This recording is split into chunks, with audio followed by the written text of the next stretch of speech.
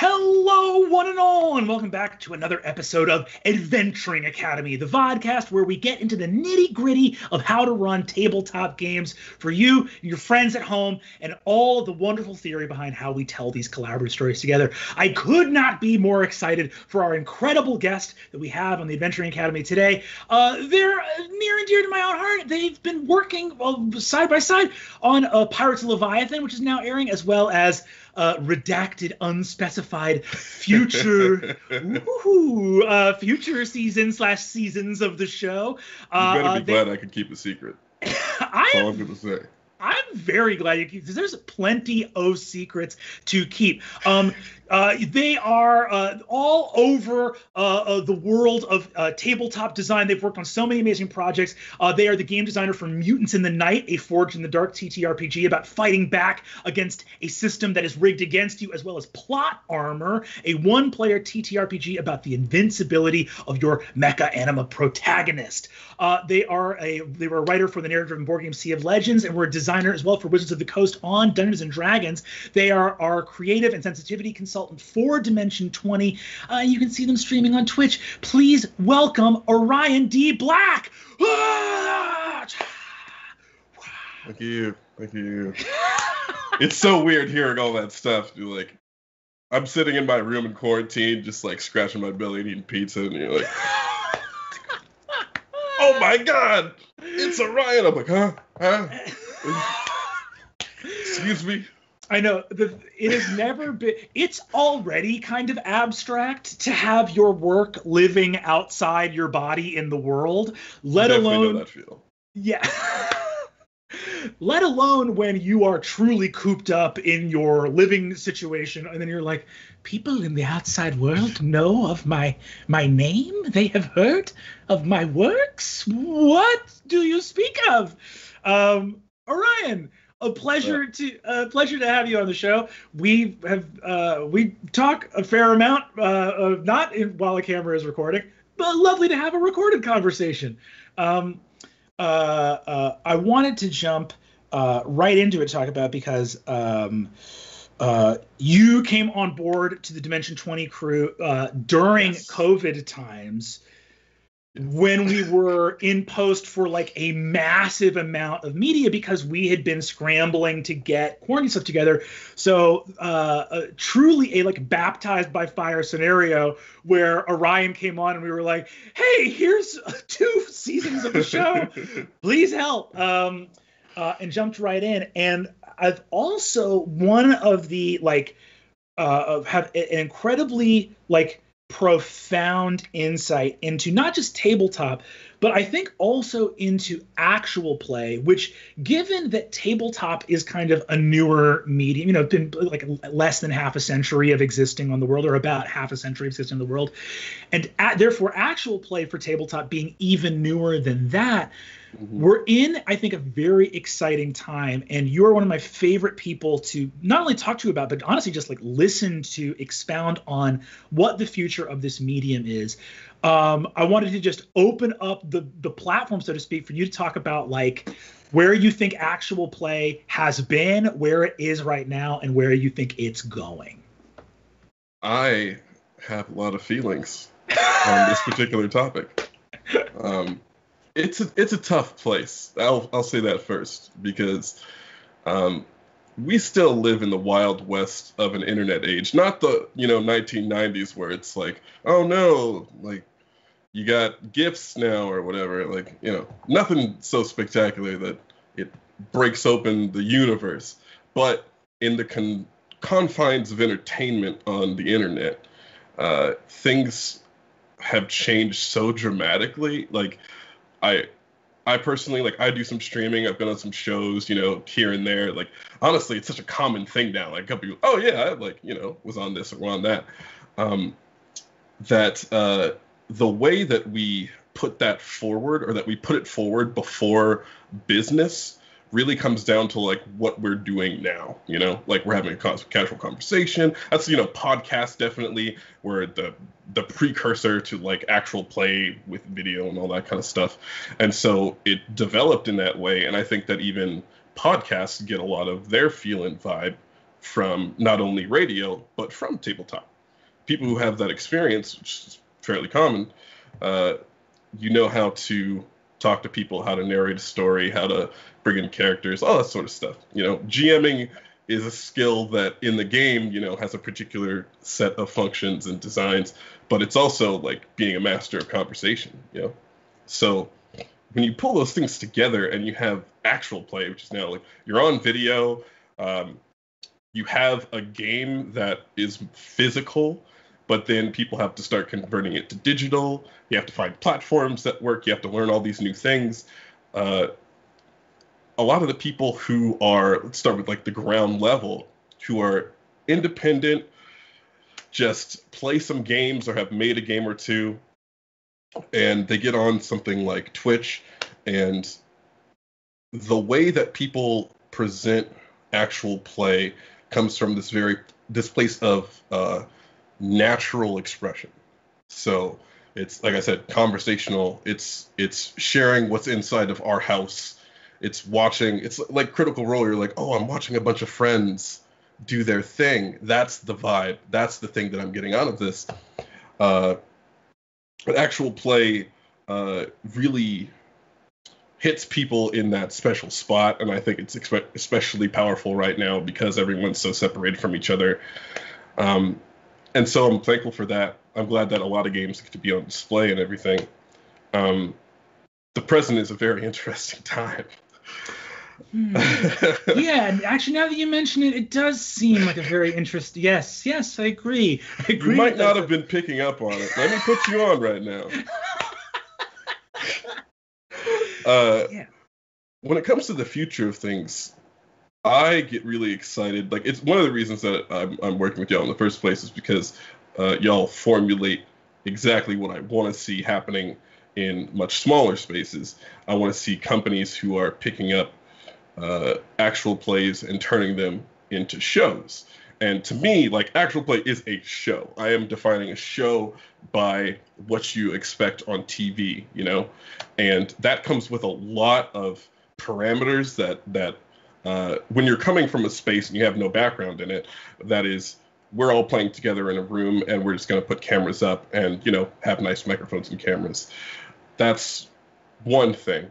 And then there's a show, which is there's a production team, there are angles, there's graphics, there are editors, there are sensitivity people, there are writers, producers, executive producers, like down the line forever. And that has a lot of different kind of impact.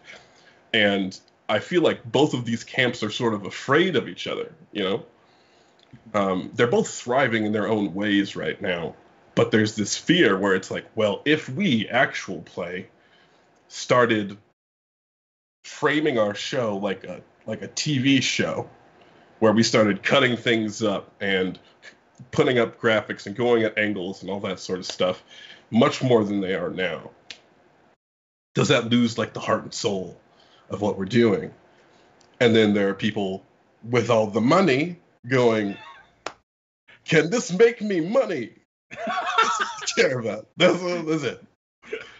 And they see it, like, well, I don't know. Like, I don't see anything. Like, nothing spectacular, absolutely huge is blaring me in the face.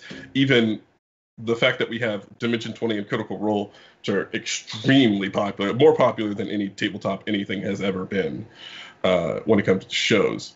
Those still are just small blips on the radar of the larger entertainment industry. But this is where I get into what I like so much. The examples of the range and the possibility that both of these parties can actually meet in the middle and have an amazing time that people enjoy. You get what you want out of we're sharing this experience with these people who are having this sort of intimate conversation that's adjusted in a way to where other people can enjoy it in a non-intrusive way. It's a very sharing community thing. And the businesses can make their money, you know, because that's what they care about. You just got to do it. That is so...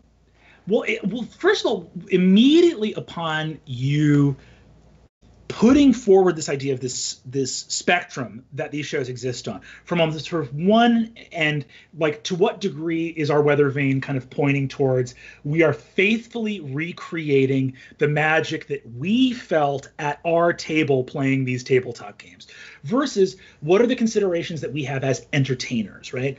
What's so wild is I can think immediately of shows that are on different ends of that spectrum that I love. And it's very interesting to think about like the secret sauce that makes something work for one reason or another. And it also makes me wonder as a creator, like how much of my instincts are actually me being on the money about what works, and how many of them are just like, you have that instinct and it's neither helping nor hurting. It's just something, it's just a vibe you kind of feel, right? But to your point, I have friends that make, and these are all like what I would consider successful actual plays. I have people that do successful actual plays, meaning they have an audience, they have people engaging, they're able to support themselves with their art. I have people who are like, this is sacrosanct. We would never want to, like, people come here because of the genuineness of how we have left our game unaltered. And then I have friends who are very much like, hey, we're here making a podcast, and at any point that the game system starts to interfere with that, it's gone, baby. We're not letting a polyhedron tell us how to make a show. What's bizarre is I think there's a lot of, and I know this is very much like a cop-out, like, why can't we all get along? But like, there are gray areas in life, Brennan. There very much are successful examples of both of these. But so the part of me that veers towards the like, can we have our cake and eat it too? One of the things that I often think of about the genesis of Dimension 20 is that we started out as a college humor show, right? That we didn't start out in the gaming space at all. And I feel like honestly, it was a little bit of a chunk of time before the gaming space was like, who are the Jake and Amir people are playing D&D? I was watching it happen. I was like, oh, this show is great. They don't know each other exist. Like,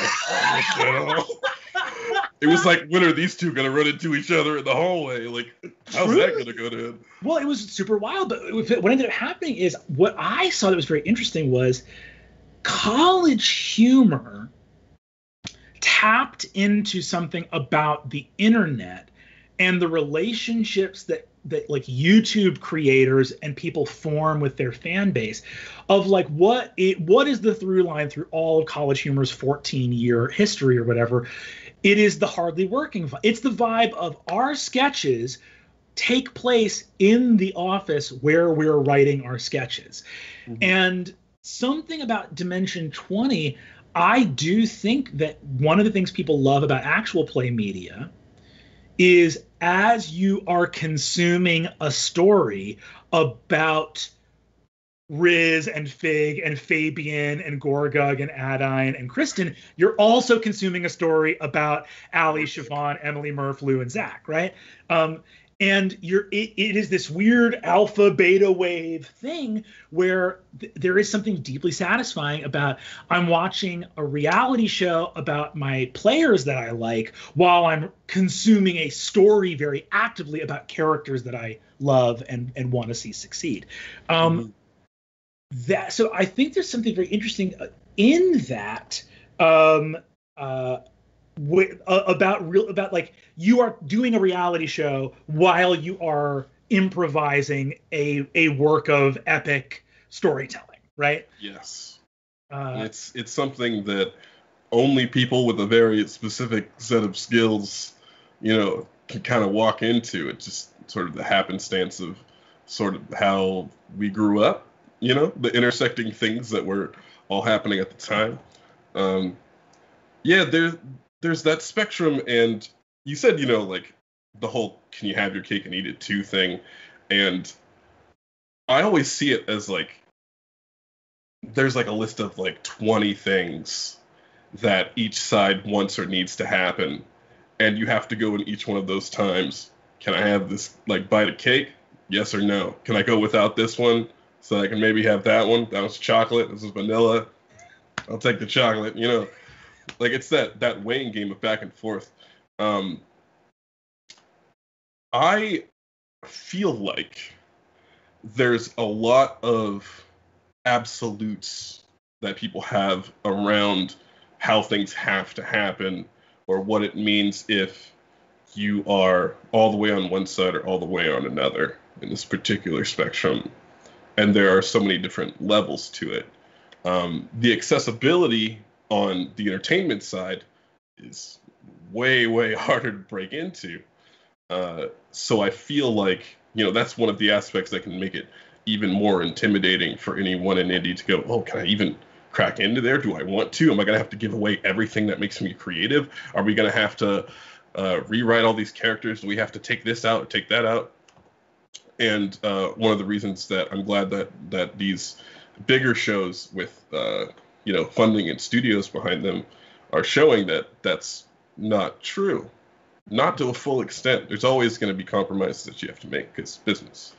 But there's so much of the people who are GMing, who are playing, making decisions because it's happening in the moment, because we're making this choice right now. We're not having to talk about whether my character is about to meet their long lost sister or not with the VP of the company. No, you're still always making that decision right there. And if there isn't an opportunity to do that, if you are being clinched and held down, that's just not the place to be, Right. There is a way of having to honor the improvised nature. And again, I think that it's one of those things of what is drawing people to your medium in the first place. Why would you come and watch a story improvised over 2.5 hours when you could watch a story that had been polished by experts and focused down into X amount of minutes and this kind of thing? Why would you? And I think some of the things about actual play are, well, yes, you could go watch a story that's more polished than this. You're watching our first draft. However, when you watch that other story, the storytellers knew what was going to happen the whole time. And when you watch us, we don't think about what you're saying, especially with those business decisions. We need to check in with the VP of sales about if this can happen or not. I go back to sophomore year when we were having our live streamed Dimension 20 season, where Lou Wilson just went off the rails and was going to get Fabian Arameus Seacaster, this beloved PC, was going to get him killed. He just lost it. And he started laughing like this maniacal Joker laugh. And Allie Beardsley turned and they said, are you laughing because you're about to get Fabian killed? And it was a unilateral, one of our performer creators, without checking with the company, is going to get a dude killed who's on our merch, in the key art. So Lou. Shout outs to Lou Wilson. Shout outs to Lou Wilson. I like that guy. Yeah. I really like that guy. But that's the thing, is it was intoxicating. You could feel it at the table where you really get that feeling. It's the feeling you get, I guess, out of Murder Mystery or a haunted house or anything that is truly interactive, where you're actually, I am going to lift the velvet rope and go where I'm not supposed to go, because that's the premise of why I came here, rather than a piece of passively consumed media. And I think interact with people as they're experiencing it with you. Yes. You're not just watching a thing alone. You're you watch a show, you kind of focus into the world that's going on, but you're not included nearly as much. There's a level to it. Mm-hmm. But I think, honestly, it gets a little deep, but I like to think about the psychology of why we share with each other in these ways that are communal, because we're communal species who are extremely divided, and now we use the internet to talk to each other quite a bit. It doesn't fully eliminate, being outside and being with people. Right now, it kind of does. But there's this communal aspect to it that when someone is reacting along with you, when it's not just this is going to play out, you don't know what that person's going to do. If you enjoy the people, if you like them, if you like how they react and the choices that they make, when Lou makes a decision and Allie gasps, and you gasped as well, it's me and Allie. Yes. We're vibing, right? like that's the thing is there's so much of why so many of the big streaming services, what people are watching are like reality shows. You go online and watch reaction videos. And these are things that I feel like if you had to time travel back 30 years and explain, someone would be like, why would anyone watch a reaction video? And then you watch one and you're like, how many of these can I watch before my eyes like burst blood vessels? They're intoxicating because you find this direct commonality. And I think that there is something really, this beautiful helix within actual play of you get all of the feeling of the deep fulfillment of storytelling.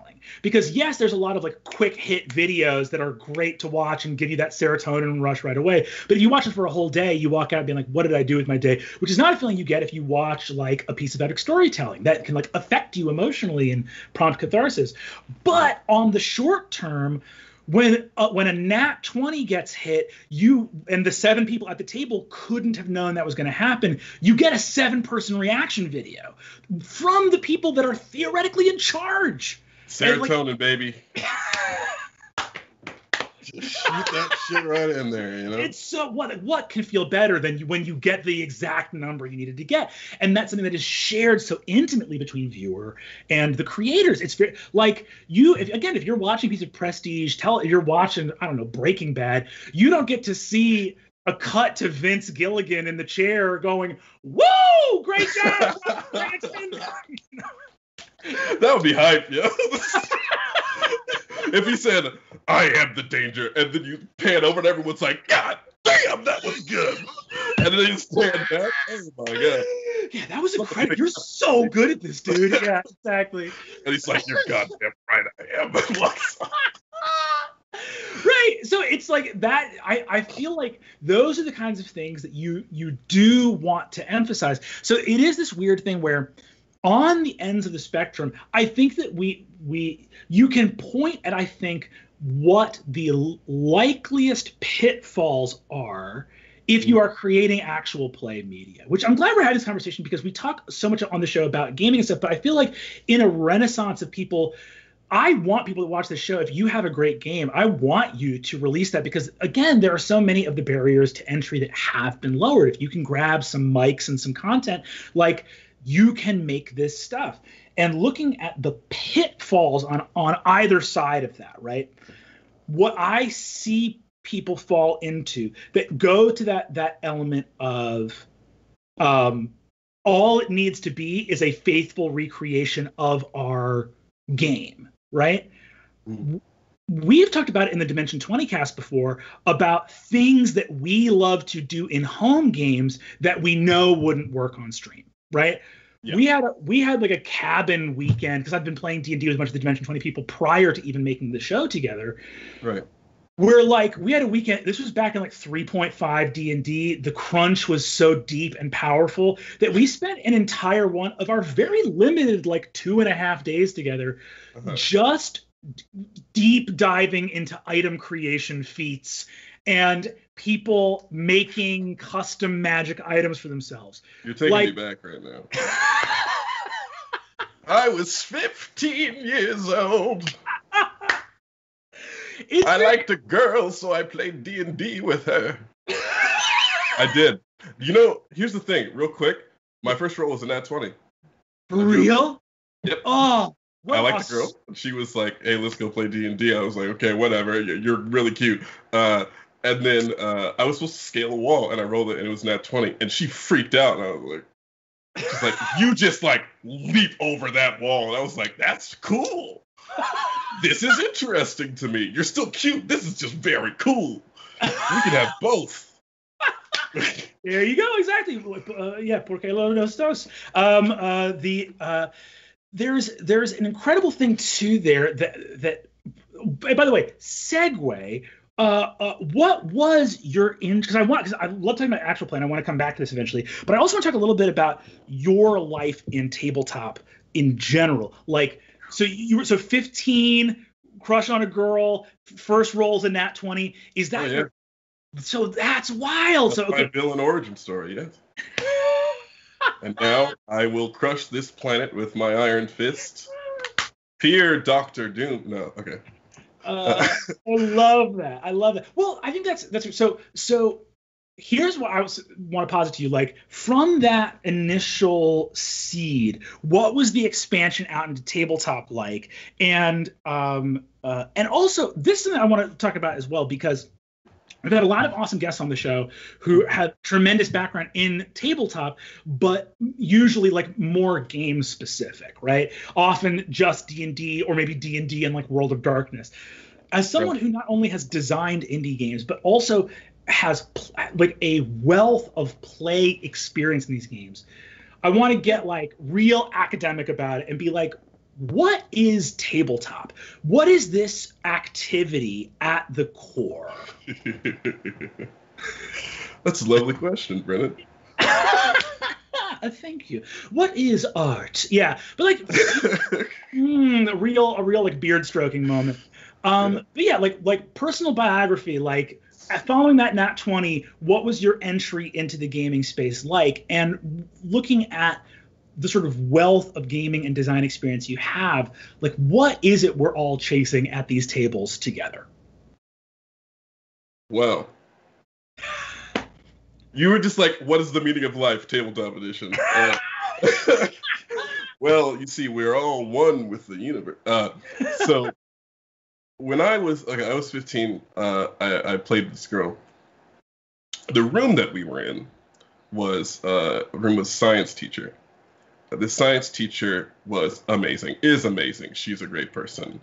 And she has 3 sons. One of them was like a year older than me, and one was a year younger than me. So I ended up going to school with both of them, and I met them through this person. And they lived 2 blocks away from the high school. I was the kid who didn't go home until I had to. So everybody hung out at their house. It was one of those places where the parents were like, you seem cool, come on in. They were nerds growing up, and that made it a really safe space for other nerds who wanted to come and hang out, and they would feed us, and we'd watch Akira Kurosawa movies, and just everybody would hang out. Great times. When we were playing at the table, I remember like 3.5, about 3.0, 3.5 is when I was playing. And the thing in there that I saw, when you had those times where a whole day was people making characters, figuring out spells, making items, and all that sort of stuff. Every person at that table, we would play with groups of like 7 or 8. Ridiculous. Every person was creating something that they wanted, and it was so different. Like, I noticed that early on.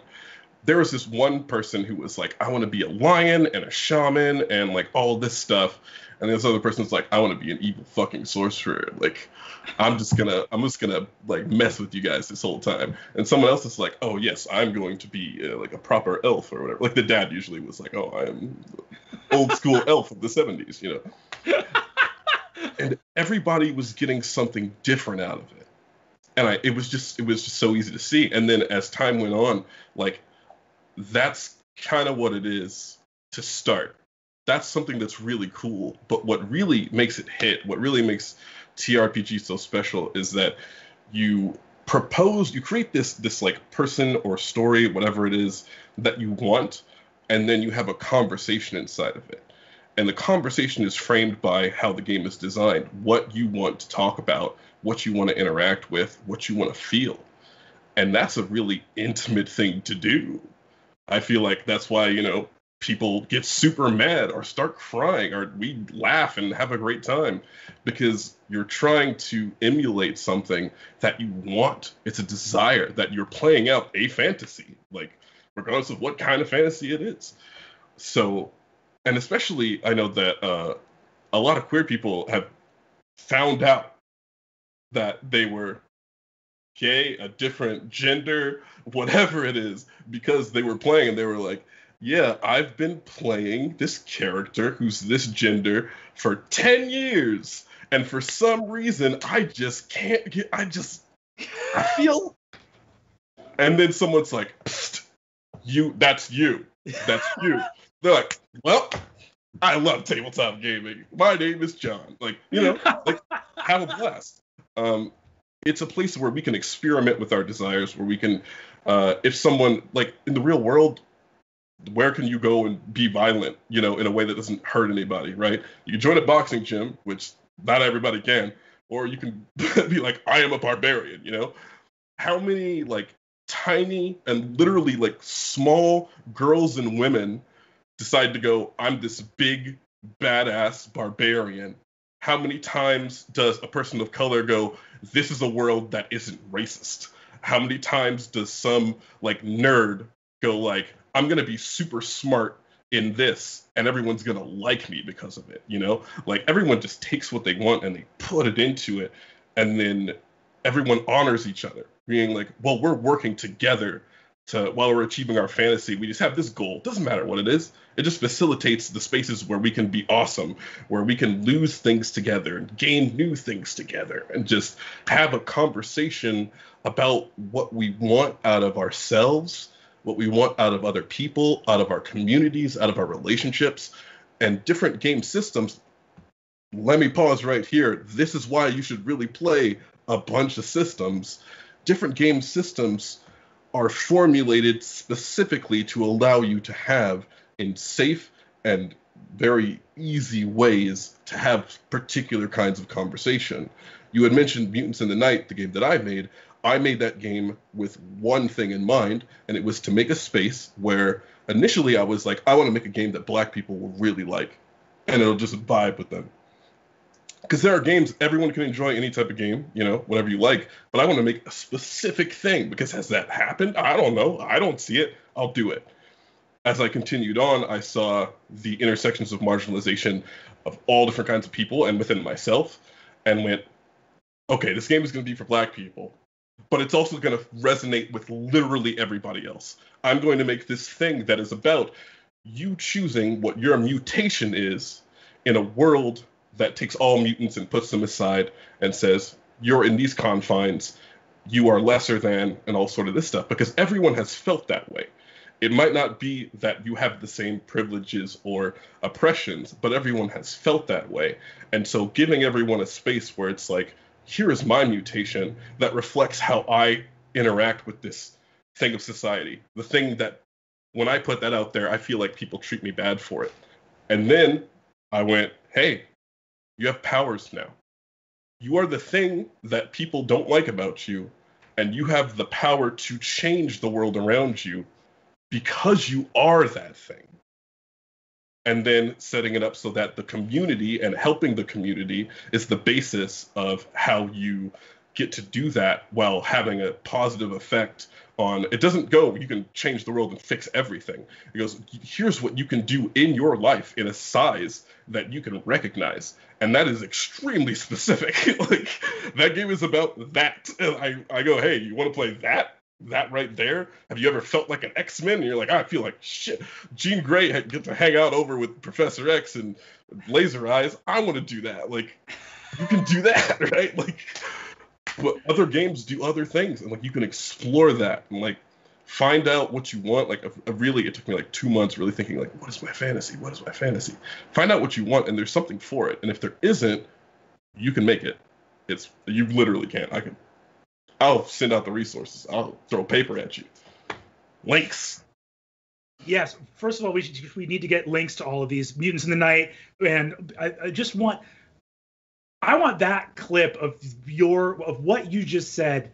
We should clip that out and make that its own thing that we can share, because that is so special. What you said is so beautifully put, and it is, damn. Yeah, it's I don't know. See, you're the director right now. I'm just in my head just thinking about like what couldn't be intoxicating. It's very fun. I think about it all the time, because people will ask me like, oh, brother, now that D&D and tabletop is your job, you must not want to play anymore, huh? And I'm like, yes, it would be weird if I still used all my free time working on my home game. Fuck. Like that moment of like, no, all I want to do is play these games. I played for the first time when I was a kid, and it was like, oh, this is it. In terms of that realization of, well, okay, I'm like struggling for words because it's such a large concept and it's so well. I'm also just very like, I'm moved because every once in a while it's good to remind yourself that at the core of this hobby, and the hobby writ largely, of like people getting together and telling stories collaboratively, is this beautiful thing of like, what if we all sat around and spent a couple hours honoring each other's ambitions and fantasies and dreams and desires? How deeply good, how wonderful and a loving act to perform, and powerful to give each other space to have those kinds of powerful imaginations. It is just so innately intoxicating. But there is this, I'm trying to think of how to put it. I worked for a long time doing improv stuff with teaching improv and teaching sort of role playing and storytelling to kids at this wonderful school called Learning Spring, which was for kids on the autism spectrum. And it was wonderful. And basically, you know, what the people who were working with them were talking about were like, these are kids who are gaining a lot of benefit from improv, not only for the curriculum's just general like theater, you know, like right. Performance and theater and creativity and yada yada, but also they were like we specifically want this for socialization purposes because the stakes are so high for a lot of these kids. If they have you know, a meltdown in the wrong place, or you know, a tantrum gets thrown, or something goes not their way, like these kids experience an unfair amount of consequence for decisions that they make based on dealing with a world that is not accessible to them. And hearing that idea of like, oh, improv is helping with socialization, when I went back to teaching improv to, you know, neurotypical adults at like UCB, I was like, this is exactly the same thing. It is very much socialization. I was like, it clicked a lot of stuff for me about like, why do so many people in an Improv 101 class fight? Why do they always go to fighting? And it's like, either you can look at that as like, what a weird, bad artistic choice. You must not be that creative.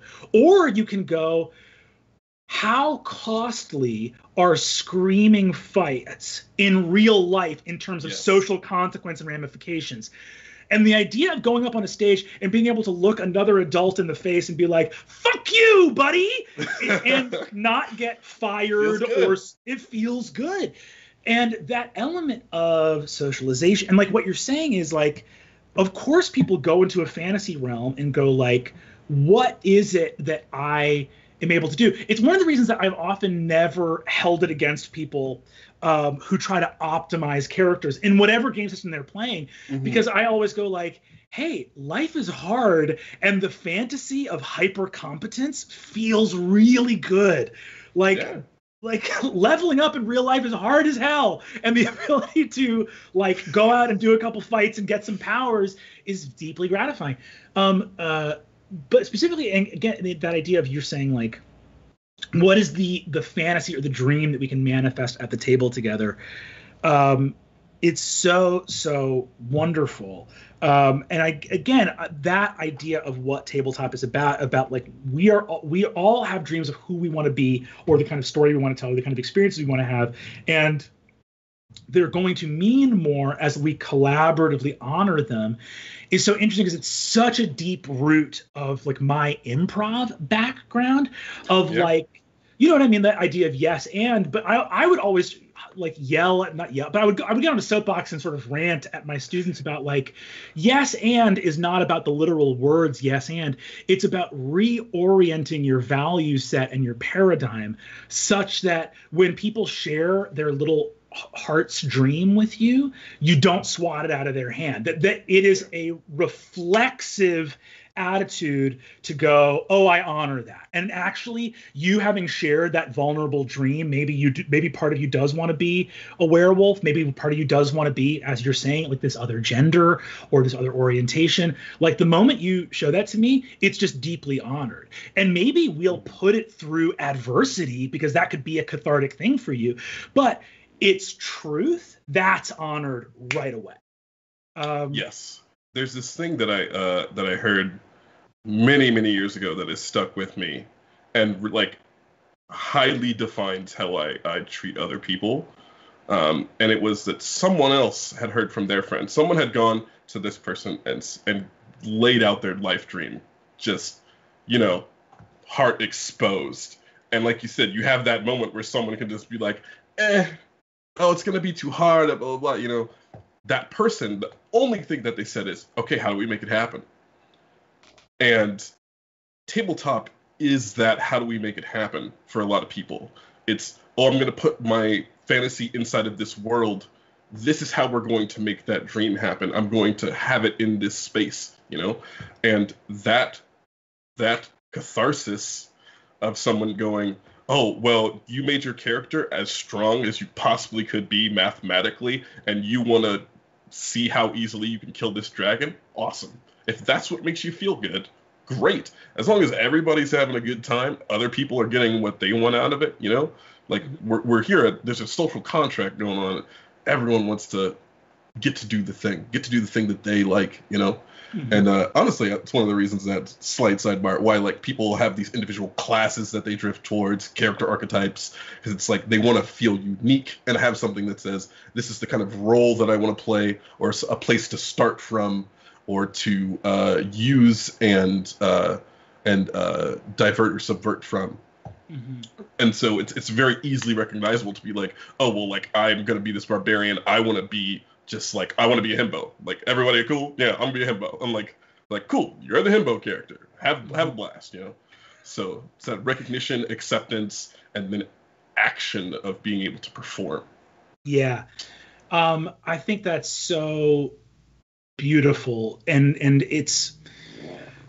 To move us all the way back around the kind of full circle to talking about actual play, I think, again, there is something about that where you do have to marry these two extremes, because, again, on a pure script level, like if you submitted even a very tight actual play's dialogue and action description as a screenplay, people would be like, you can cut this down to like half the page length that it is right now.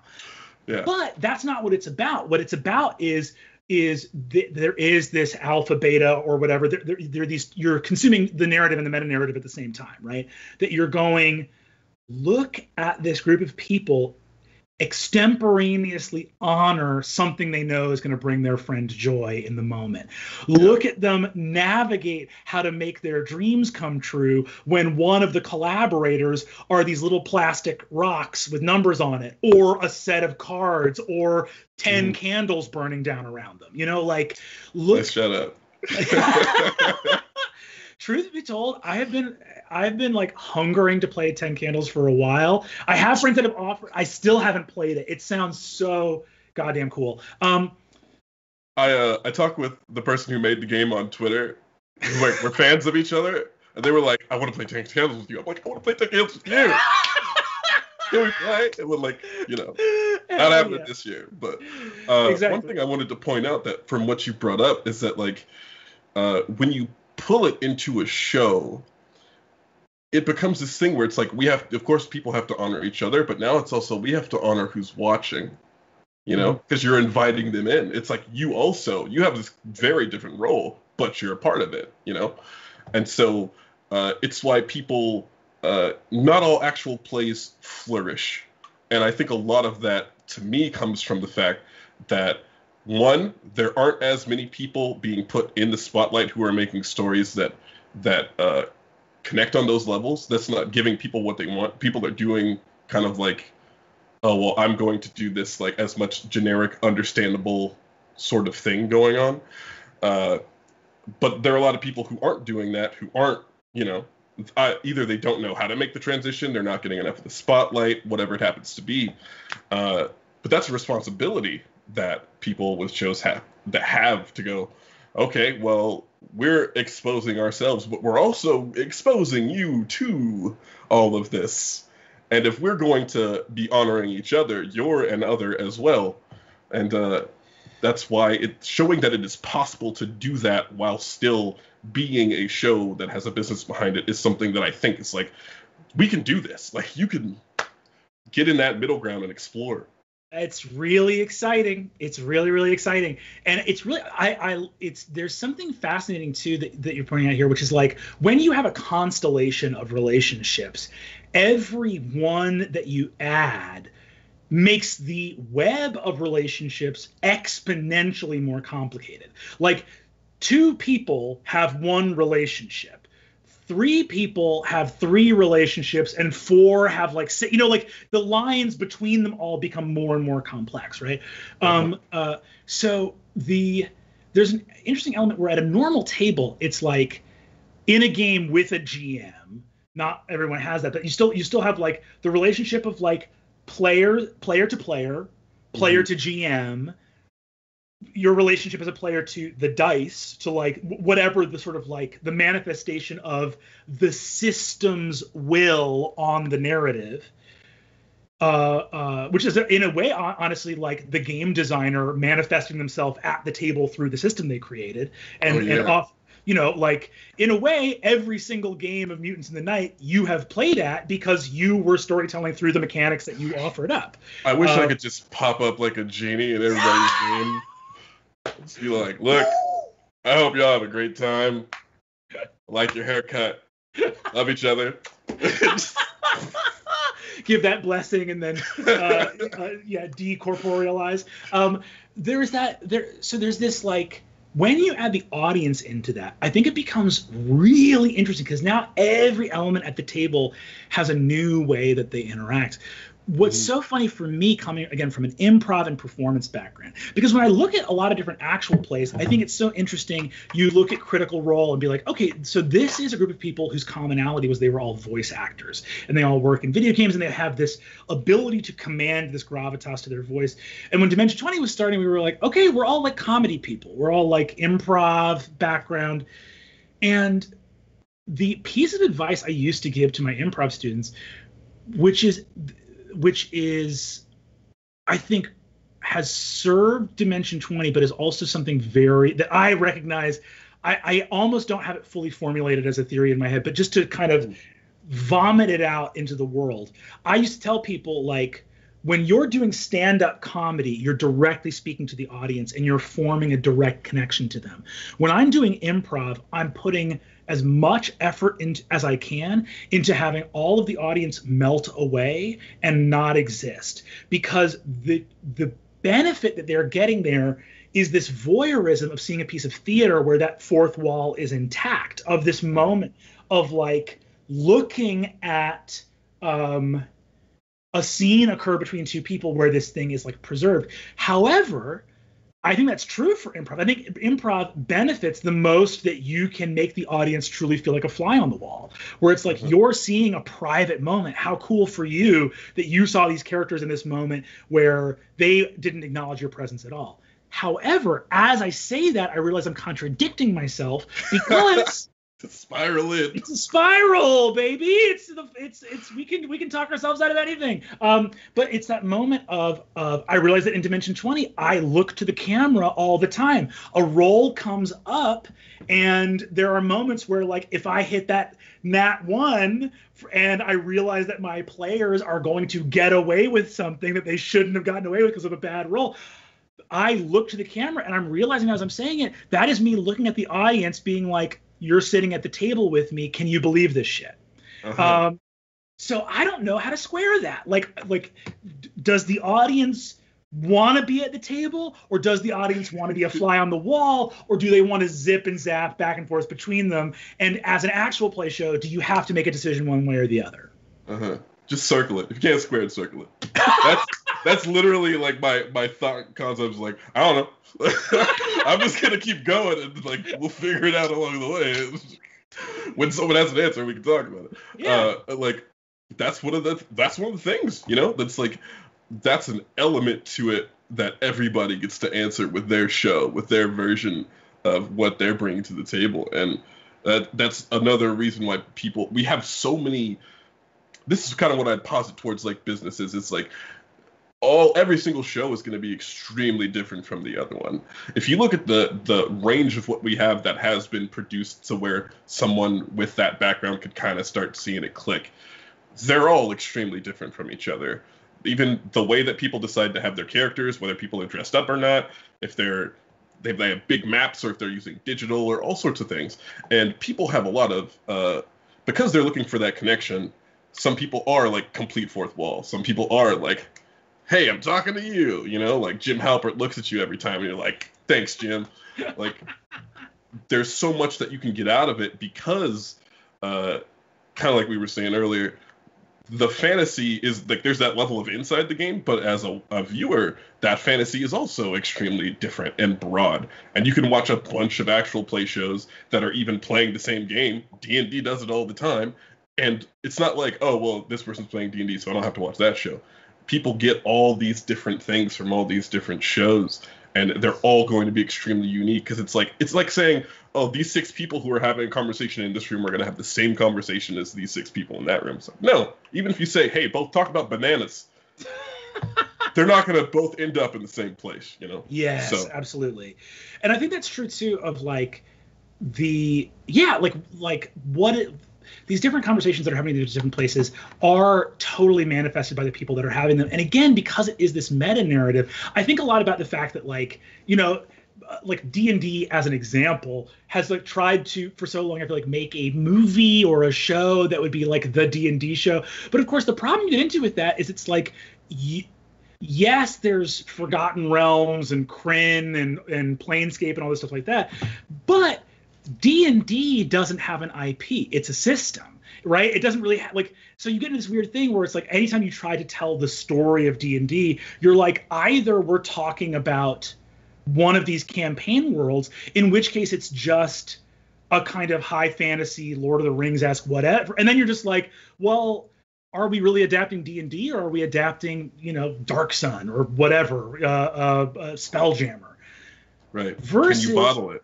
Can you bottle it? And the answer is usually like, or at least historically has been like a very big, like that's a hard thing to do. Because I think what you're talking about is it's not a genre, it's a medium. Like tabletop is a medium. It's like you could tell any kind of story in this space. And I think for these actual play shows, the ones that are really successful are the ones that find an ability to tell, without getting corny, to tell the story they're supposed to be telling, right? To like, to have this thing of like, what are our strengths? What kind of story should we tell? You know, there is that element of like, if your vibe is not this like high fantasy Forgotten Realms thing, don't tell that. You know, when Dimension 20 first started, we were like, what's our first season going to be? And it's like, we talked a lot about like, we are comedians and our brand is comedy. And there's 2 ways to be funny while you're playing a tabletop game. Make fun of the thing while you're doing it, which gets old fast all the time, or deeply commit to a world that it has an inherent comedic break built into the DNA of itself, right? So High School Adventurers, right? Shout outs to Gorgug. Shout outs to Gorgug. Our beloved orc, our beloved half orc. Now, was barbarian, now multi-class barbarian artificer. Show me another barbarian artificer out there. I dare you. Looking at, so like thinking about all this stuff that we've been talking about, I feel like the lessons for people that are watching this that are thinking about starting like actual plays of their own, I feel like the pitfall, we've talked about the pitfalls of actual plays. I think you're putting it that way of like they're not getting the spotlight for some reason. They're not being focused on. The stories they're telling are not resonant there. And I think obviously some of that is just being at the mercy of a large world with a lot of noise to cut through, where spotlight is not shared equally. But I think in terms of like, what are the factors under a person's control that they can do to manifest that? I think it is that thing of like, don't feel like you have to tell a story that isn't your genuine vibe, because that's what's in the market right now. It's like, it's like, what's the story you can tell that's actually going to like be something that like vibes with people? And I think also that moment of, like you're saying, far be it for me to say, but when we make Dimension 20, we do acknowledge like, hey, we don't always follow our instincts to a T like we would in a home game. We do understand that we are trying to do a show for each other as well. Because I think that's the thing is it's not like we're being disingenuous, but me and Lou like had a 2-person improv team, and this like we communicate in a different way there than we would if we were just like driving around in a car shooting the shit. It doesn't mean that it's disingenuous. It means that you're performing. You're in that performance mindset where you're adjusting your decision-making rubric to go, cameras are rolling, let's make something for the benefit of other people, right? Right. But then I think if you go too far to that like entertainment module, like what are the pitfalls there? I guess the pitfalls of going too much on an entertainment module is you forget that the strength of the medium is that reaction GIF thing. It is that like, no, your humanity and seeing you live in the moment is actually what sets this medium apart. Don't lose that. Yes, big time. And that's the big fear that I've seen from a lot of people in like the indie actual play space. It's like, well, they're just gonna like write us a script and we're just gonna have to do literally everything that they say and we won't be genuine anymore. And just like, no. Bring it in. like it's exactly the way that you specified. It's like, it's just like you're having a conversation, you and your friend alone, and then you're having a conversation in front of your parents, your grandma, your teacher, just another friend. Like things are just different and it's guided a little bit differently, and that's fine. I mean, if it's not fine with you, that's also fine. But no, I totally hear that fear, but there is also and I know that you will appreciate this because this is actually me mimicking something that I think is a line I love that Mercer uses all the time about like, you think this could be written? Like, you think like that makes me crack up every time someone's like, Critical Role is scripted. I'm like, have you written something before? Yeah, like you think they got a fucking squad of soap? They do 4 hours a week, my friend. Yeah. Who's writing this? Like, you think these people who are like working voice actors would have time to memorize 4 hours, or even if it was just a beat sheet? It's like, no way. Like, anyone who, like, if you've worked in a writer's room before, you know this is not making anything easier. You don't do this to make your life easier. You do this because the nature of the product you're producing necessitates it. It is a logistical and like end product call, not like this would be. Whew, it's kind of a high praise thing of being like, it's got to be scripted, and it's like, it super doesn't, my friend, but thank you. Interesting about that too is that a lot of the things that people point towards and say that's scripting, and the reason that sort of happens is just the fact that very openly people like the people on Critical Role talk to each other outside of the game about what their characters' drives are, what they want out of what's going to happen. You don't get to know what's going to happen next, but it's like, hey, your character seemed to like this other character. Do you want to explore that romance? Do you like want me to have you and this character interact? Like, whatever happens, happens. That's fine. That's stuff that GMs have the ability to do, and many GMs do. Is everybody having a good time? Is there anything? Would you like to have a bottle episode? Yeah, let's have a bottle. You know, like, that's fine. It doesn't mean that everything inside of that episode is now scripted. It's just you've made a decision on how you kind of want to process what's going forward. And as we talked about earlier, that's just being safe and honoring people continuously. And that's why it's coherent, you know? And that coherency is something that you can also have without it, you know, putting pen to paper. Yeah, it's always funny where people think the magic is, where you go, like, that's one of I'm a bit, whenever I've ever seen a magician, I am a huge buy into it at the top. I got weird looks going to a magic show like about 1.5 years ago because I was audibly gasping at things that weren't at things that like weren't even the trick. It was like the dude said his name and I was like, like I get very into magic shows. And a friend of mine, very cool. They're very cool.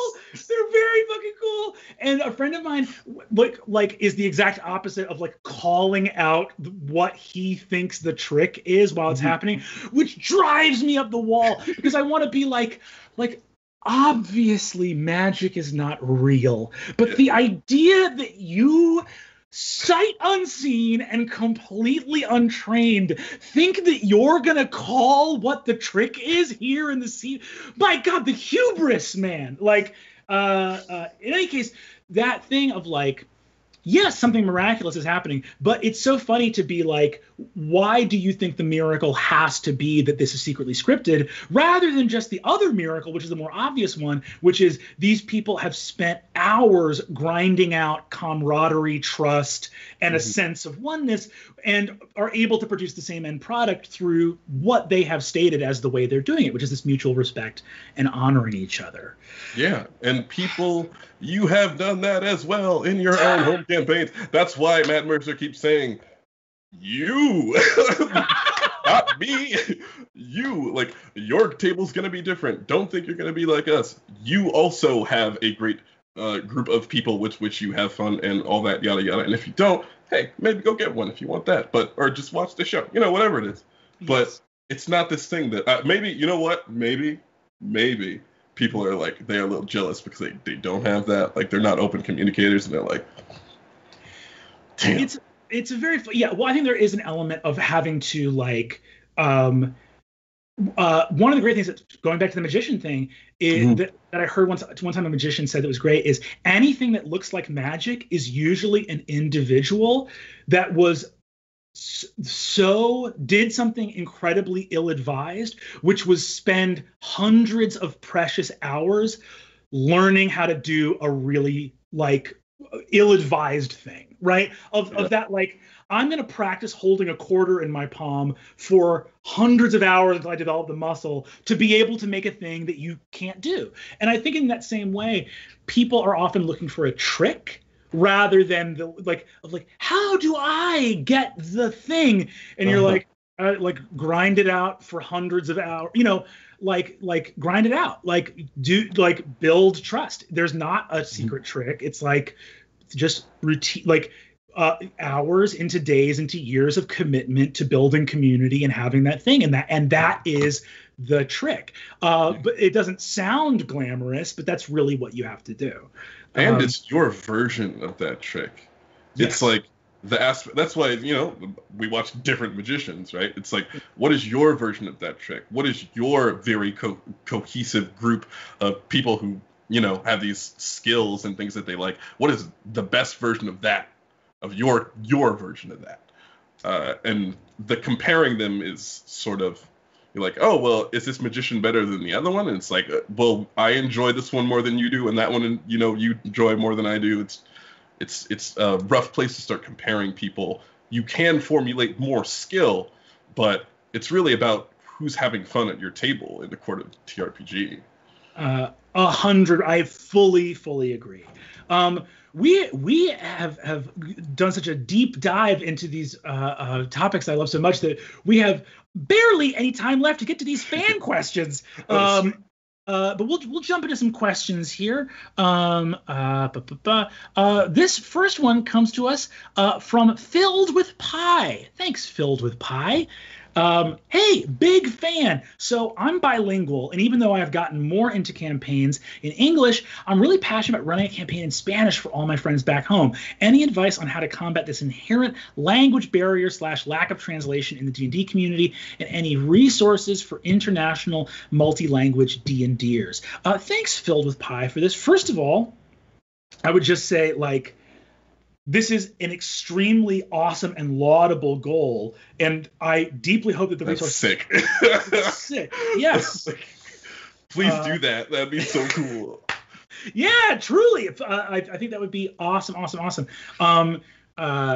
For resources for this, I assume what you're asking are there resources for these games in these languages so that you can throw stuff your players' way who are maybe monolingual and not have to be a constant translator for them with these source books or materials that are maybe all in English.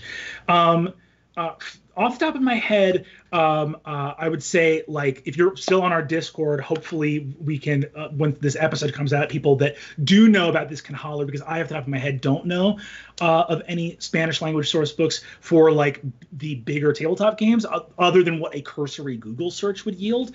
However, I have to imagine that there are definitely like tabletop scenes within communities that are either bilingual or monolingual in a language other than English, that would hopefully be able to hook you up here. I know somebody. Hell yeah. Actually. Yeah, like I'll tell them to jump in your Discord. I got you. Orion's got your back. Hell yeah. Does that person have like a public facing like Twitter or something we could shout out here, or if we wanted to shout them out? What is their Twitter? It's their name is Alistair. Mm-hmm. They're a designer that I met like 2 years ago who's from Mexico.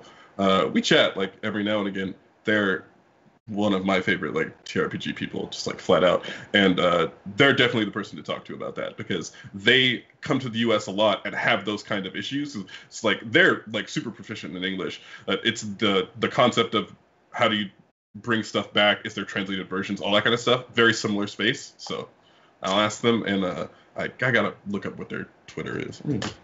Hell yeah. Yeah, go for it. Do it up. Look at my phone. Oh, you're fine. Let's get it in the episode. Why not? Hell yeah. Thank you so much for the question filled with pie. I got it. It's Alistair GV, so that's at ALASTORGV.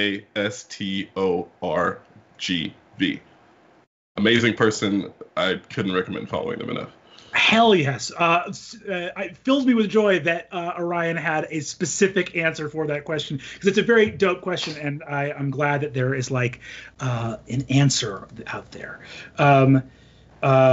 This next question comes to us from Amber Dahl. Thanks, Amber. I'm a therapist interested in incorporating TTRPGs into play therapy. What is your or guest's experience in using role-playing games in a therapeutic setting, and what have you learned about crafting therapeutic narratives? Huge fan of Adventuring Academy, so excited to see its return. Big old disclaimer, I am not a mental health professional. Me either. So take all of this with a huge tablespoonful of salt. Look, I don't actually like. I have a problem personally with saying anything I've ever done is like capital T therapeutic. However, everyone also is responsible for like taking care of themselves and practicing self-care and of caring for their friends and loved ones. And so I think it's not controversial to say that like, oh, we all do care for one another and our friends. And I think that storytelling is a huge part of our diet in how we understand our place in the world. I would be very careful not to say that any of this is actual capital T therapy, which you should only be dealing with people that are actually certified and have the training to be able to do that, or at least have the requisite training. But that, all of that being said, in my experience, I won't talk about therapy, but I will talk about personal growth. And I will say that I have experienced a tremendous amount of growth and learned a lot of very important life lessons from tabletop specifically. And I think that there, I talked about this with an awesome friend of the show. Talked a little bit about it with B. Dave Walters, actually, who has two wonderful kids that I've played D&D with on a like family-oriented D&D stream. There's a lot of tabletop that trains you in these soft skills that we don't think about as being skills because they're not like domain specific. But if you want to get into stuff just like making choices that you can't walk back from, think about how high the stakes are in doing that in your day-to-day life and how D&D like recreates that, right? I think that there's a lot to be gained in terms of personal growth from tabletop in having a fictional space to get used to making choices that on an emotional level feel high stakes and dealing with the consequences of them in a way that your actual life is not ruined because you took a big risk that didn't pan out. I think there's a lot of personal growth that comes from that. Weird tangent. I remember this this very intense thing. We had at our LARP camp a camp nurse who came in who was a first responder and talked about our LARPs.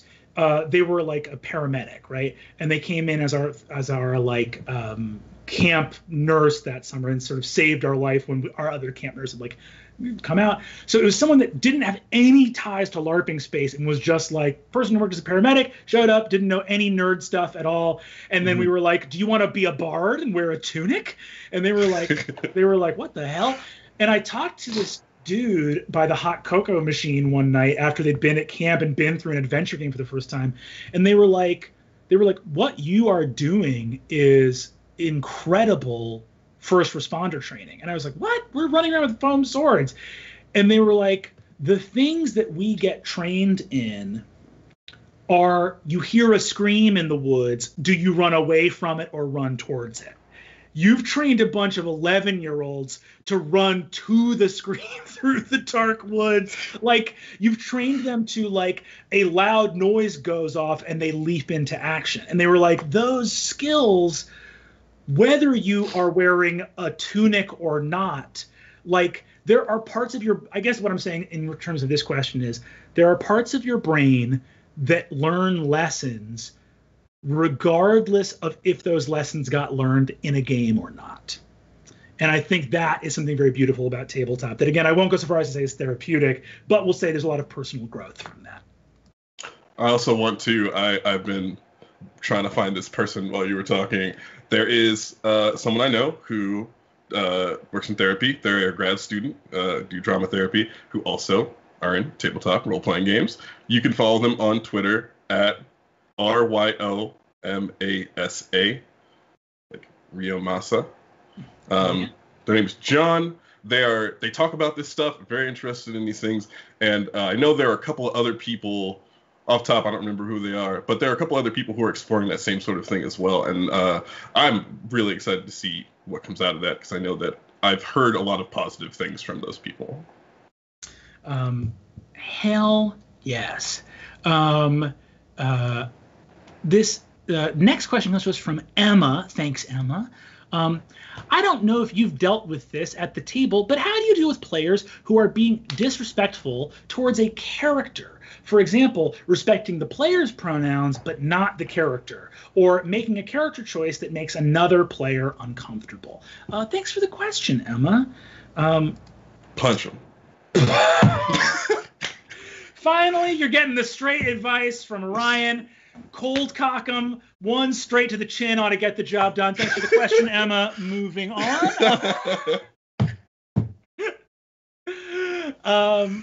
Yeah, I feel like this falls under the rubric again of probably like communication at the table. And forgive me, Emma, for reading into your question, but implied in your language here is kind of like the implication that this is an ongoing issue, at which point I think it becomes okay to acknowledge that there might be a lack of congruity in the values of this individual with the others at the table, which is some real like HR talk for this person might be a jerk and doesn't get along with you and the other people at the table. And that's always a very hard judgment call to make, but a judgment call that must be made. I think like there is a point of no return, right? Yeah, how do you deal with like an ongoing issue of disrespect at the table for a character? Pull them to the side. Hey, so-and-so. Mm-hmm. We've been having a great time playing with you. Hit him with the easy first, like loosen him up a little bit. Yeah, real mob boss. Yeah. When your character did XYZ nat 20, everybody was like, what? So amazing. Look at you.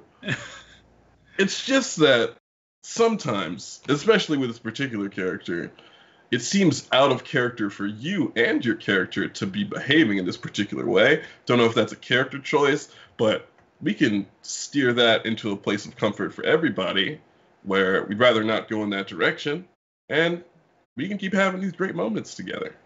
Good for you, good for me. Bye. Yes, I think, yeah. It's very interesting because we get questions on the podcast a lot about like what do we do with problem players, and I don't want to be glib because the things that are often left unsaid are like, and this person is my roommate, or they're my cousin, or I can't get rid of this person. This person popped out of a cursed mirror and now they're always in the same room as me and I can't get rid of them. I don't know what the circumstances of your life are that maybe makes having a very real conversation about leaving. Also, there's a lot of anxiety. Like, look, I don't want to be glib. Like, like I have anxiety if I have to like call in to order pizza over the phone. Like, hi, I would like a pizza. Like, anxiety is real and interpersonal anxiety is real. So I don't want to make light of that for anybody. However, if it gets to the point where it's really threatening the sanctity of the game, like I think you are, whether or not you are going to have an easy time doing it, you are well within your rights to just say your values don't align with the values of the other people at the table. We should amicably part ways, right? And have that terrifying, RPG breakup. Goodbye. That all being said, I think that, like, and again, it doesn't seem like this is the case with your question. This seems like it's a more pointed disrespect. However, if a person is actually being very respectful as a player and they are trying to play, for whatever reason, a disrespectful character, I think that's a conversation you can have of like, hey, your character's disrespectfulness is making the other players at the table not have a good time. Can we expedite some growth on this character's part where in world they learn their lesson and choose to change? Like, I think that obviously we love redemption arcs and storytelling. I think that when it comes to character pronouns, that's very charged for people IRL, and having a character go on that journey is just maybe not fun for anyone at the table. Maybe talk that out. But redemption arcs for like a character that was this Death Knight that has now been like adopted by the good guys, and they're learning to, have this, like, they are now fighting against the armies of the undead, and they've turned against their vampiric overlord. Like, we all know those stories and love them, but I think that when it comes to that IRL shit that's very charged and hurtful to people, like, if that is what's going on, it doesn't sound like it is, but if that's what's going on, see if you can expedite that character growth and enlightenment, like, now, to, like, not make that table unsafe for the people who are playing at it. Shape up or ship out. That's it. And again, to go off of Orion's first point, when you throw a punch, it's the first two knuckles, all right? The hip. It's really about the hip. You keep your arm in and you got to turn, and then you just let the arm go. Like, think about your hips and your shoulders. Your hips and your shoulders, like, aligned. Those are where the strongest muscles are coming from, and that's where the force is coming from. So, again, a great question, and hope that helps. Awesome. I think we got time for maybe one or two more here. Let's see what we got here. This is great. This one comes to us from Rebecca. Brennan, you mentioned that you use sensitivity consultants as part of DMing for D20. I was wondering if you could give some insight into how you use them for characters, for campaign themes, for triggering topics, and for those who might not be running media products, do you have advice for resources DMs can find to incorporate a variety of perspectives into their worlds? Hell yes, Rebecca. There's I guess the answer is like all of the above. If these resources exist for all of these things. Quick disclaimer: I am incredibly privileged to have been able to work for a company that was immediately all thumbs up and green lights about Dimension 20, using sensitivity consultants in their work early on in the process. Orion and I worked for the first time together on the first season of The Unsleeping City, which was shot at this point like 2 years ago. And that was the first time. Is that fucked up? Is that time is a thing. It keeps ticking steadily away.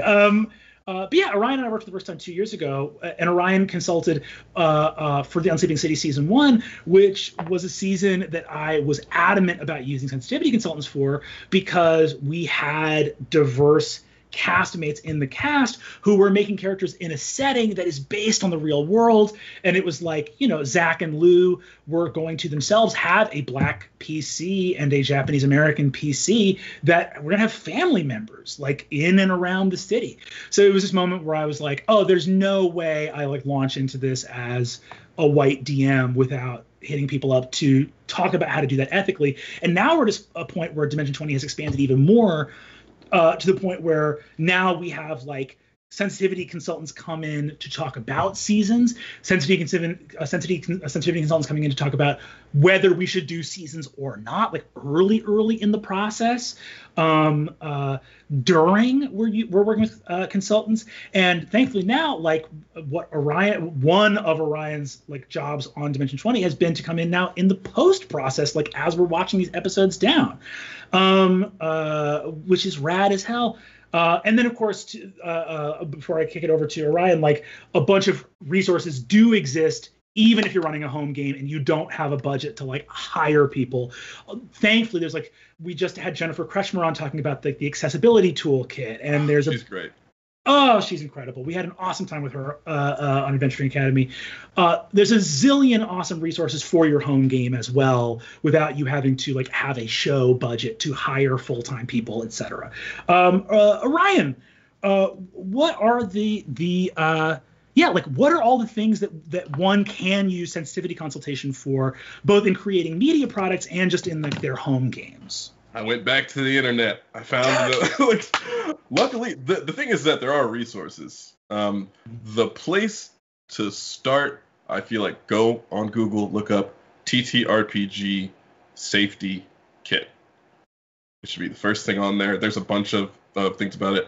A friend of mine, actually 2 friends of mine, Lauren and Kiana, wrote out a safety toolkit that they didn't just write by themselves. They took a bunch of safety tools that people have put in their games and have designed over the years and put them all together inside of a document, a living document that does change, upgrade, add things. It's not into the specifics of like, oh, what about talking about this gender or culture or race, but it's a place to start about how to start having conversations and having setting up language and boundaries and all that kind of stuff. It's super, super helpful. I probably use like half of that stuff in real life without thinking about it. It's just great stuff. Really good, solid place to start. Hell yeah. I think that's awesome.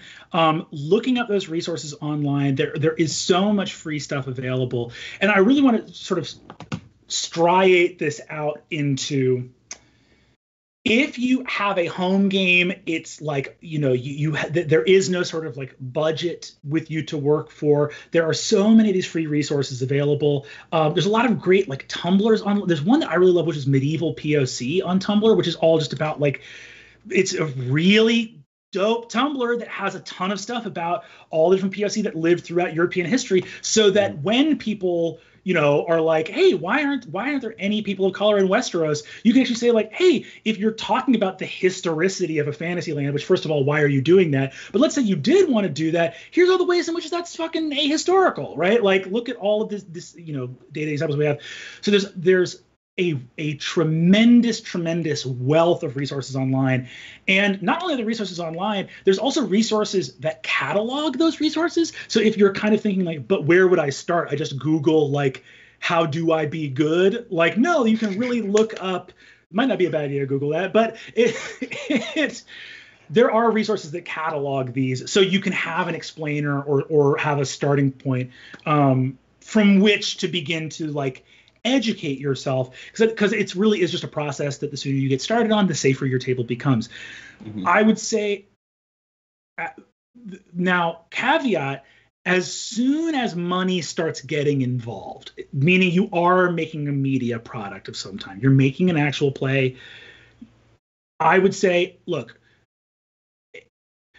even if you're doing a little Kickstarter, an Indiegogo, your rates are small. As soon as money starts getting exchanged, I think you have an ethical responsibility to hire consultants and hire sensitivity people for your project.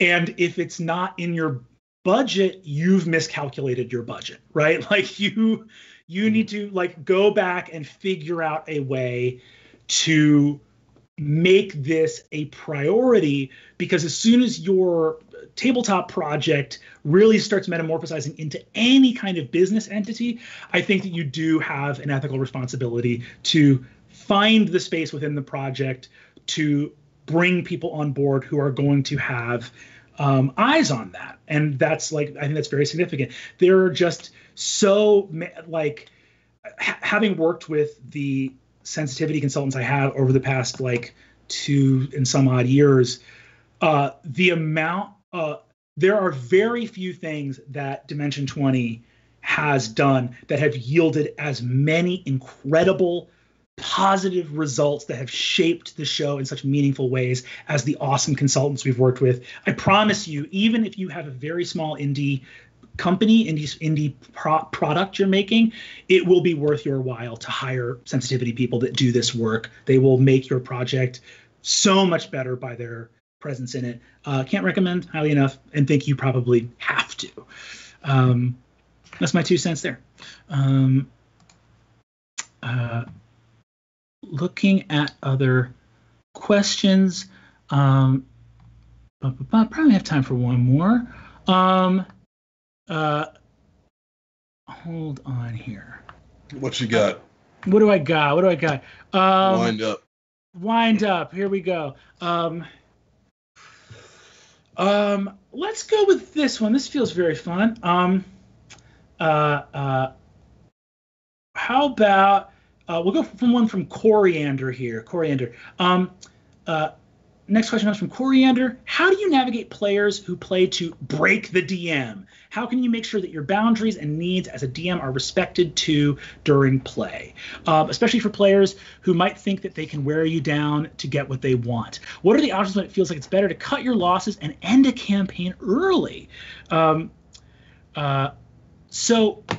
thank you for your question. This sounds like a very antagonistic relationship. I don't like it. That's how I'll put that. I'm something like that. Yeah. Listen, I feel like Orion can speak to this a lot too, from like having a familiarity with a lot of GM-less games. Let me be very clear. The DM, the GM, the storyteller is another friend at the table. And I've had to navigate this a lot for myself. You are not the boss of your friends. And what that means is, one, don't power trip yourself. You are amongst peers. Number 2, you should not be treated like this, person in the ivory tower who is like dethroned God. Yeah, like it's very funny because I've often talked to people about that. Like there are a lot of people who unfortunately are like gatekeepy kind of individuals who do like power trip on being in that GM position. However, there is nothing within the position Dungeon Master is an unfortunate name, because really what you're doing is like the job is I find an emotional affinity to DMing a lot more like making dinner for everybody who's going to come over and you're all going to have a nice dinner together. It's like, yes, I am singled out as having an individual set of tasks here, but that is coming from a place of love and service. There is no part of me that is the boss here. And if people are foisting that position upon you, you should tell them they're being meanies and that they should stop. Yeah, you don't have any responsibility to put up with it. Like, I don't know how you feel particularly, but I know that in some situations, people feel like, oh, well, the campaign will die because this person will be gone. They might not be able to be replaced for whatever reason it is. Mm-hmm. It's not your responsibility to keep it alive. Well, it's your responsibility on your part to do your part. That person's not doing their part to keep it alive. You can have whatever you're losing from that campaign ending. You will gain so much more in playing with people who don't do that, who actually, like we said way earlier on, they're honoring you, their established boundaries. They're there to share and expand on your fantasies, not go, I'm going to try and beat you up with numbers. Yes. I think that's really, really was. It just sounds like a mess, Coriander. It sounds like a dang mess. And again, I think there's this weird thing in the world. This is a big, broad point that maybe I'm way off base on. But one of the things I notice a lot, especially with like younger folks on the internet, when questions get submitted, is there's this expectation in interpersonal relationships, like we're not allowed to see people and their intentions unless we like get it in writing.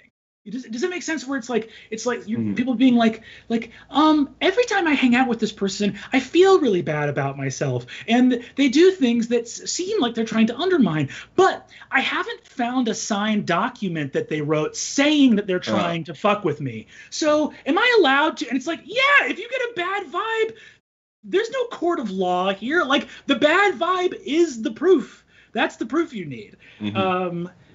To like. Say like you don't need any like evidence of wrongdoing. If these people are constantly making a negative gaming experience for you, it actually doesn't matter if they're being willfully malicious. The proof is in the pudding. If you're not ever having a good time playing with these people, I think that might be the proof. But yeah, I think like wearing it down to get what they want. Yeah, it sounds like there might be some weird status stuff going on here. I would say, I think overall, for Coriander specifically, like make sure that you're with people who respect you. And if after communicating to these people it continues, I think, yeah, maybe do cut your losses. But for everyone as well, I would say take care of your GM. Like GMs, do not be tyrants. That's very clear. And then on the flip side of that, I notice in a lot of gaming groups, there's weird stuff where it will be like, has scheduling your sessions or like getting snacks fall into the GM as just like a de facto task that like, of course they're going to do that because they're like the parental figure in this weird thing. Don't let things like fall into that. Like offer up, like there's nothing about being a PC that shouldn't mean that like you're the one scheduling the sessions or you're the one like organizing what the food is going to be. I guess now that we're all in quarantine, there's not like not a pizza. Everybody, we're going to order the same pizza place. That is my decision. I have spoken. One of the things that could really help you out is safety tools, because safety tools aren't just about things that happen inside of the game. It's setting up boundaries, parameters, and expectations before you even start playing. And what's helpful about that is it weeds out people like that very quickly. If someone isn't down with safety tools, they feel like being unsafe. Like they don't care about other people's safety. If people don't respect your boundaries, like way before you get into a game, you're like, oh, well, as a GM, I like these things. I don't like these things. What do you like and dislike? And they're like, I don't mess with all of that. Boom. Out the door. Like that can really help people not end up in these situations down the line. It's another relationship. Set up boundaries, have communication. There are tools. Go on Google TTRPG safety kit. It's really good. But there are tools that can help you set up these situations and like keep yourself in a space where you can keep like doing that fantasy and having a good time. Yeah, I think that's great, and I love that too. There's some kind of like little dating advice thing in there as well of like. But truly of like having that, like having the thing come up that lets you know that you and someone else are not compatible. That's not a failure. That's a success. You found the problem early. Like that's a good thing. You shouldn't be looking to avoid coming into the knowledge that you and another individual are not compatible. That's some shit that's really good to know early on. I love that. Holy moly. An hour and a half has flown by. Orion, what a lovely damn conversation with some really useful topics. But thank you so much for coming on the show today. Happy to be here. It was a great conversation. Hi, everybody, and I hope you enjoyed it. I didn't talk your ear off too much. highly doubt it. I think everyone's ears have been talked on, if anything. People have their heads straight with all this good damn advice.